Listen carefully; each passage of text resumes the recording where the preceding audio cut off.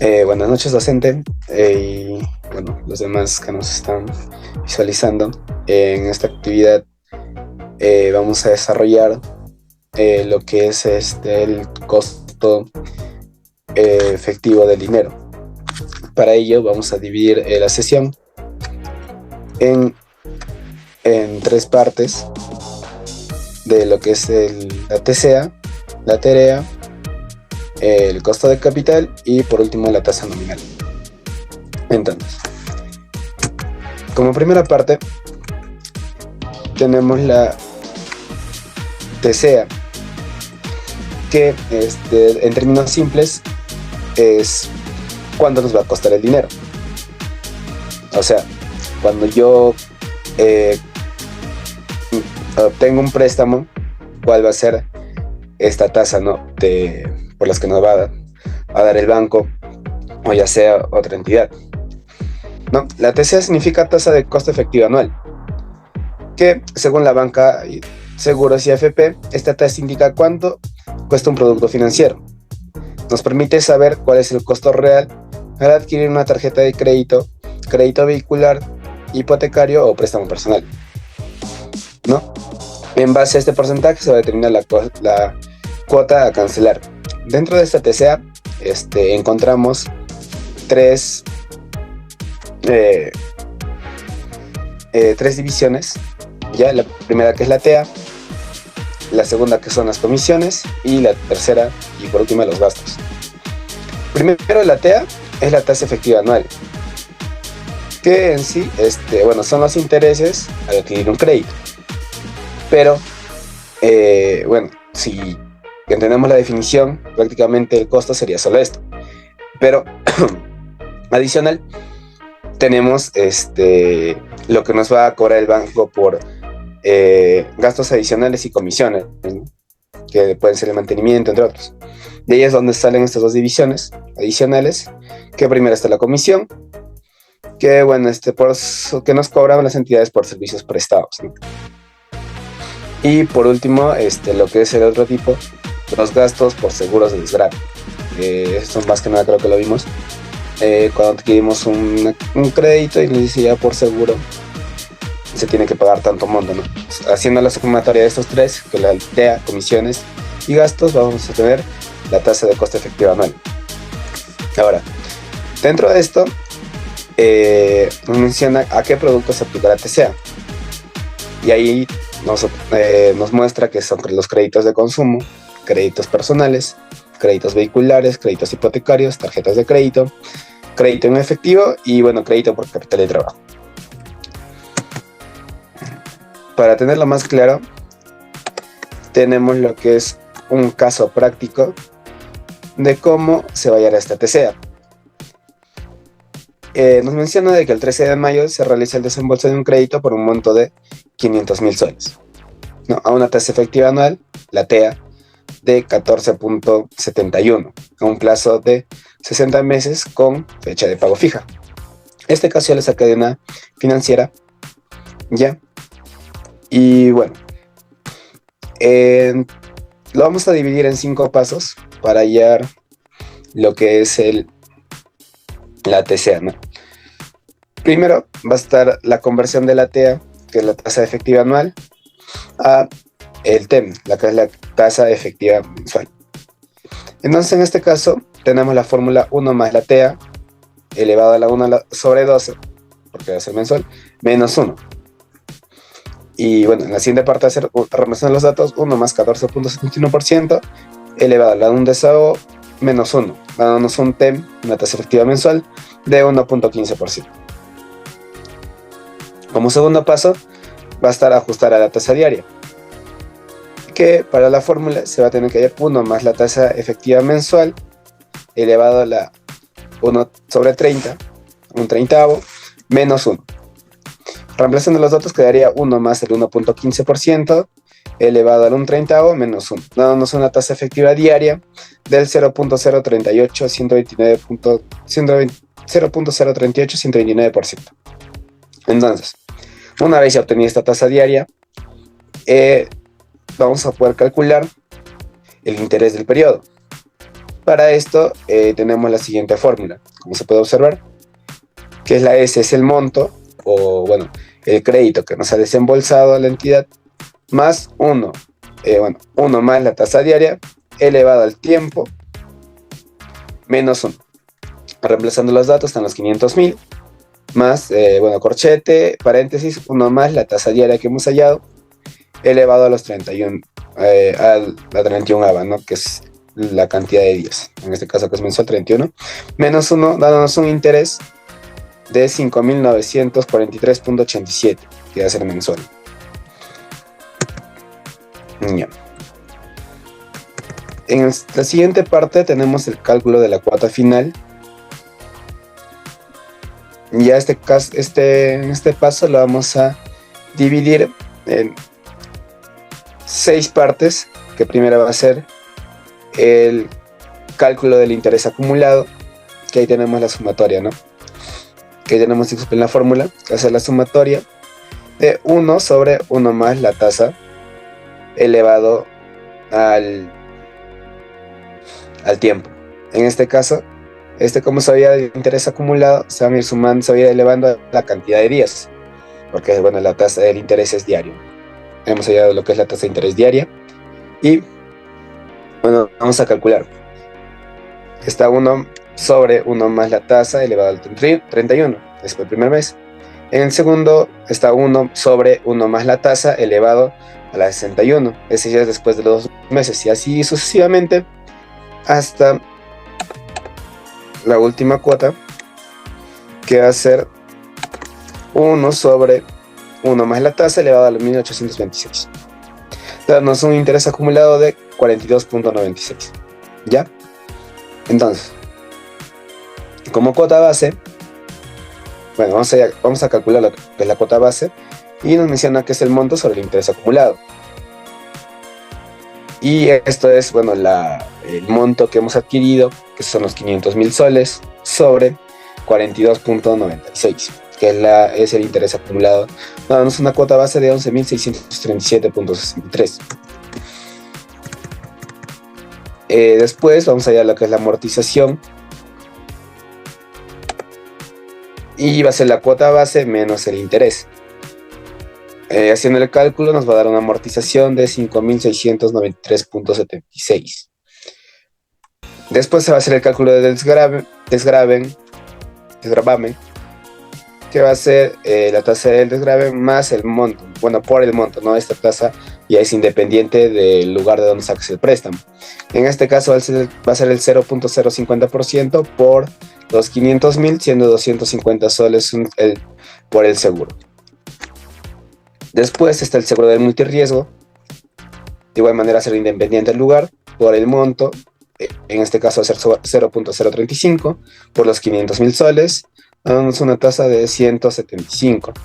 Una vez obtenido todos estos datos, vamos a hallar lo que es la cuota final, la cual va a ser la amortización, el interés, el desgravamen, el multirriesgo y por último lo que es el ITF, ¿no? Que es el 0.005% del monto. Reemplazando los datos, vamos a tener una cuota final de 12.063.23 soles. Y bueno, ya una vez habiendo calculado lo que es esta cuota final, ya nos va a ayudar para calcular lo que es la TCA. Lo vamos a dividir de igual manera en 2 partes. Primero vamos a calcular el TIR, la tasa interna de retorno, y después la tasa de coste efectiva anual, que es la TCA. Entonces, para calcular la TIR,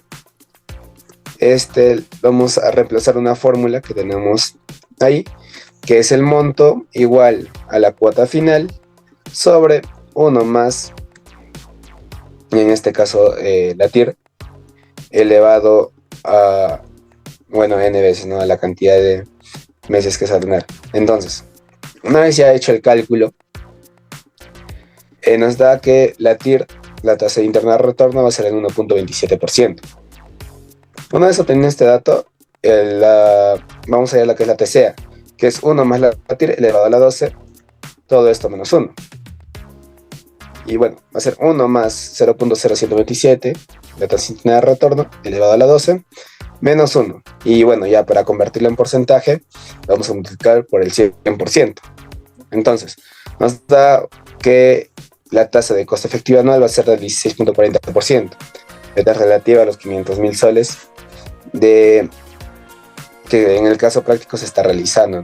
Todos estos datos es obligatorio que el banco te proporcione para hacer efectivo el préstamo. Ahora, por otra parte, tenemos la TEREA, que es la tasa de rendimiento efectivo anual. Nos define de que te indica el monto que ganas por un depósito, es decir, una tasa que se permite saber cuánto ganarás efectivamente por el dinero que deposites en un banco. Es decir, que la TEREA puede responder a cuánto voy a ganar. La TCA era cuánto me va a costar. Entonces, tú cuando depositas, haces un depósito al banco o guardas tu dinero, estos se tienen que, al final de cierto periodo, saber cuándo te van a devolver. Y tú puedes calcular lo que es esta tasa. Esa tasa es la TEREA. Entonces, nos menciona que está presente en cuentas de ahorro, depósitos a plazo fijo y también en CETES. Ya. Tenemos también un caso práctico. Es de igual manera sacado de una financiera. Ya. Y bueno, nos menciona de que tenemos un monto inicial de 500.000 soles, tomando en consideración que no se realicen movimientos en dichas cuentas durante el plazo de 360 días, o sea, al año. En este periodo se realizan los cargos de esta cuenta que esta cuenta posea, ¿no? Que puede ser mantenimiento de cuenta y o mantenimiento de tarjeta. Se asume que no se cobran otras comisiones, pues no se realizan operaciones adicionales al bono inicial. Este es un caso del ejemplo práctico. Entonces, para hallar la TEREA, tenemos lo que es la fórmula monto final sobre monto inicial elevado al periodo sobre el tiempo del depósito en periodos. Todo esto menos 1. Ya, entonces, acá lo hemos dividido en un cuadro.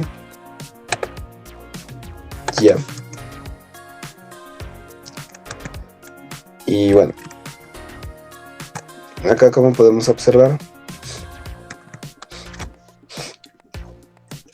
nos da los siguientes datos, ¿no?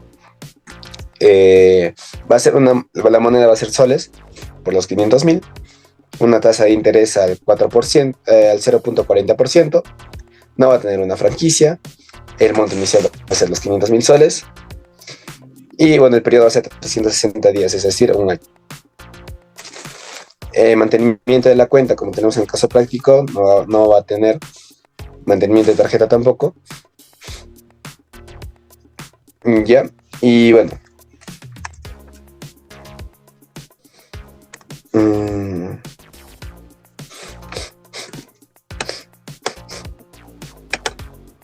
Ya, y bueno, tenemos el monto final que es 2.000 soles.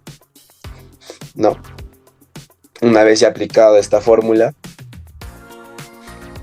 y si dividimos aplicamos la fórmula, nos va a dar que la TEREA es el 0.40%. Esto va a ser independiente al monto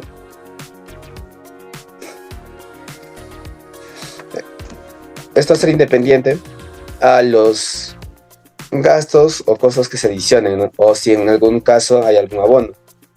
Se ha estado buscando, pero la mayoría de cajas no te brindan esa información. Pero tú cuando solicitas el préstamo, sí o sí te tienen que brindar porque es obligatorio. ¿Ya? Entonces, el monto final es de 2.000 y al aplicar la fórmula nos va a dar que la TEREA es del 0.40%. No hay afecciones porque no hay abonos después de los 500.000, o bueno, cuando un mantenimiento, todo esto solo es por el caso práctico. Ahora, tenemos acá una fórmula de lo que es el costo de deuda. Este costo de deuda, Bueno, esta fórmula es algo simple porque cuando tú te das un poco más a la realidad, ya es lo hayan de una forma más compleja para que se aproxime más a la misma realidad, ¿no? Para que la redundancia. Entonces, lo que es, nos va a tener el riesgo más el speed. Este speed es la TCA menos la TREA, ¿no? En este caso hemos usado los dos porcentajes anteriores. Ya, vamos de que, bueno, el riesgo le hemos sacado de un caso práctico alterno, el que posterior se va a explicar, que es el menos 0.00465, más el speed, es decir, la TCA menos la TREA. Y bueno, sería el 16%, dándonos un coste de deuda de 15.99535.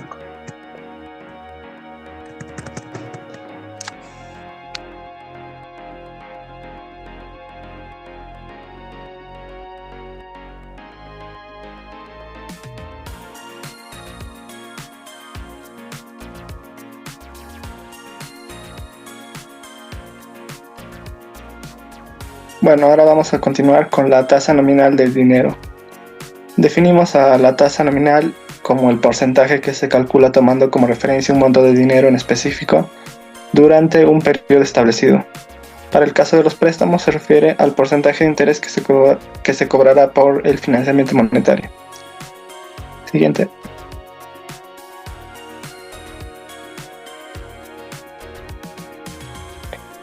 Bueno, para ello tenemos un caso práctico. Dada la tasa del 36% nominal anual, 36% tenía con capitalización mensual, calcule las tasas efectivas. Tenemos que mensual, la tasa efectiva mensual, en este caso, como la capitalización es mensual, la tasa efectiva mensual la obtenemos al dividir la nominal por su frecuencia de capitalización. Es decir, el interés, que es 0.36 entre 12, que serían los 12 meses del año, que nos da un total de 0.03 o 3% de la tasa efectiva mensual. Tenemos que nuestra tasa anual es la que vamos a convertir. Entonces tenemos que la tasa número 2 va a ser 0.36, el M2, que son el total de meses, y M1, que es el año total. Entonces calculamos de la siguiente manera: 1 más los 12 meses menos 1, que nos da 0.42576 o 42.576%. Aquí tenemos la fórmula donde MF es el monto final, MI el monto inicial, P el periodo y T el depósito de el tiempo en el que depositamos los periodos. Siguiente.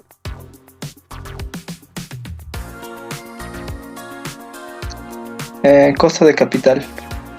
Para evaluar apropiadamente potenciales inversores, las firmas deben saber cuánto cuesta su capital.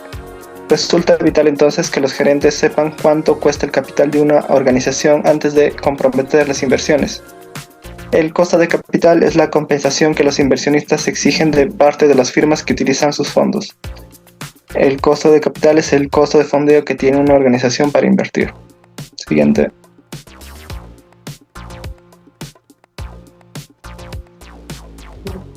Ahora vamos a explicar el CAP, que vendría a ser, por sus siglas en inglés, Capital Asset Pricing Model, que traducido es modelo de fijación de precios de activos de capital. Este modelo de valoración de activos financieros nos va a permitir calcular la tasa de retorno de un activo financiero en función al riesgo asumido.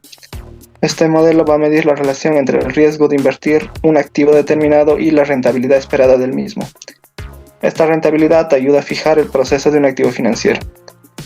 Tenemos aquí una fórmula que vendría a ser RS, que es la tasa de rentabilidad esperada de un activo concreto, igual a la rentabilidad esperada de un activo sin riesgo sumado a la medida de sensibilidad que permite conocer la variación relativa de la rentabilidad de un activo financiero en relación a un índice de referencia o benchmark.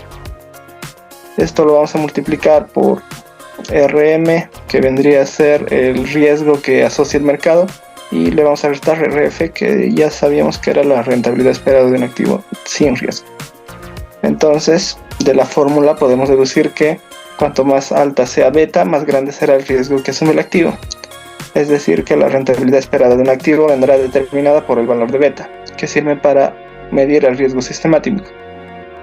En función a beta vamos a obtener resultados sin siquiera haber realizado la fórmula. Es como una especie de pasos previos antes de. Entonces, si tenemos que beta es mayor a 1, el activo tiene mayor riesgo en el mercado.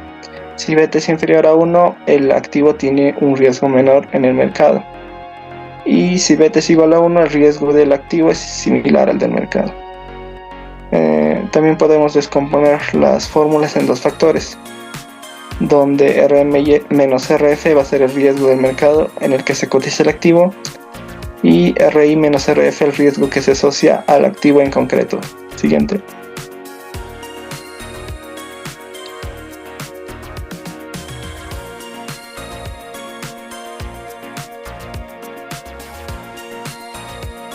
Aquí tenemos un caso práctico para entenderlo mejor. Queremos calcular la tasa de rentabilidad de una acción de una empresa X que cotiza en el IBEX 35. Podemos considerar como ejemplo de un activo libre de riesgos las letras del tesoro a un año cuya rentabilidad actual es del menos 0.465%. Es decir, que la RF sería para este ejemplo igual a menos 0.465%. La rentabilidad esperada para un año del IBEX 35, el mercado en el que cotizamos el activo, es del 8%. Supongamos que beta de la acción en cuestión es del 1.1% respecto al IBEX 35. Esto es que las acciones de esta compañía oscilan un 10% más de lo que hace el IBEX 35. Otra forma de expresarlo es decir que las acciones tienen un 10% más del riesgo sistemático. Aquí tenemos la fórmula que ya habíamos mencionado anteriormente y vamos a simplemente reemplazar los datos. Ya teníamos RF que era menos 0.465%, transformado a números sin porcentaje sería el valor menos 0.00465. A este le vamos a sumar el 1.1 que era la cotización beta en IBEX 35 y vamos a proceder a poner RM, que también lo tenemos como dato, que es de 0.8%, en este caso para transformarlo 0.08, y restamos el RF que ya lo habíamos aquí, que era de menos 0.465%, lo que nos da un total de 8.8%.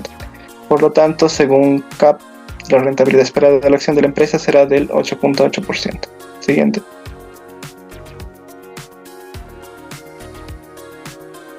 Ahora vamos a hablar del WACC. El WACC también tiene que ver con sus siglas en inglés, que son Weighted Average Cost of Capital, también denominado costo promedio ponderado del capital. En español también tiene sus siglas, que son CPPC. Es la tasa de descuento que se utiliza para descontar los flujos de caja futuros a la hora de valorar un proyecto de inversión. El cálculo de esta tasa es interesante valorarlo o puede ser sutil teniendo en cuenta tres enfoques distintos. Primero, como activo de la compañía, donde la tasa se debe usar para descontar el flujo de caja esperado. Desde el punto de vista del capital, donde el coste económico para la compañía es atraer capital al sector. Y desde el punto de vista de inversor, donde el retorno que estos esperan al invertir en deuda patrimonio neto de la compañía. Se encuentra definida por la siguiente fórmula. Es el costo de los fondos promedios multiplicado a los fondos propios entre la suma de los fondos propios y el endeudamiento sumado a el costo de los fondos propios multiplicado por 1 menos la tasa impositiva, y esto a su vez multiplicado por el endeudamiento que se encuentra dividido entre los fondos propios y sumándolo al endeudamiento. Siguiente.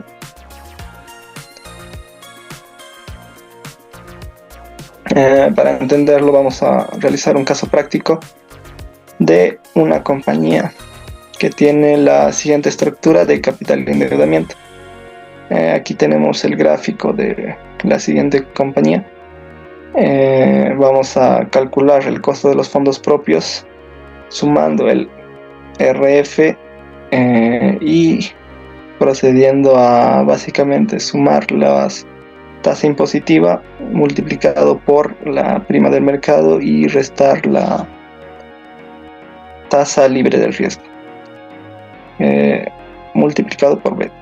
Entonces podemos decir que el WACC, que es básicamente la composición de lo que ya habíamos explicado anteriormente, agregarlo a la fórmula compuesta básicamente del WACC, eso nos va a dar 10.18%. La principal ventaja del WACC es que determina el costo de la inversión independiente de las fuentes de financiamiento para así poder determinar una tasa de rendimiento superior a la WACC y que por tanto genere valor agregado para los accionistas. Por otro lado, uno de sus inconvenientes es que el WACC supone la estructura de capital se mantiene constante, por lo que no contempla la posibilidad de que en el futuro la empresa reduzca o aumente su nivel de endeudamiento. En conclusión, no existe un método perfecto para evaluar los proyectos de inversión, sino que se recomienda una combinación entre ellos. Estos serían el WACC, el BAN y el TIR, y obtener la mejor estimación posible. Siguiente.